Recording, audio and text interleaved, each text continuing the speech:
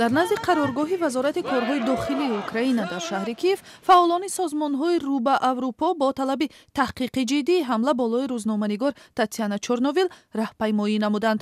Сипас издиҳом ба тарафи вазорати беҳдошти ин кишвар раҳсипор шуд. эътирозгарон даъво доранд, ки мақомдорони ин вазорат табибони хонум Чорновилро маҷбур карданд ӯро бидуни муолиҷаи воқеӣ аз шифохона раҳо кунанд. дар минтақаи Своди Покистон ҳавои сард таъмини гази табиӣ ба сокинонро душвор кардааст. дар натиҷа мардуми зиёд имкон надоранд дар хонаҳояшон таом омода намоянд.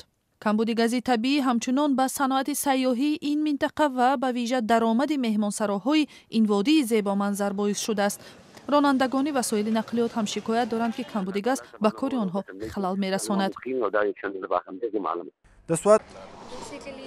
ва хабари дигар аз Покистон ин аст, ки барои аввалин бор дар минтақаи зери раҳбарии ҳукумати марказии ин кишвар як зан ба мусобиқаи байналмилалии кӯҳнавардон фиристода мешавад. Нозия Парвин сокини ноҳияи дурдасти Баҷавр аст. солҳои ахир дар ин минтақа толибон беш аз 1000 мактабро вайрон кардаанд.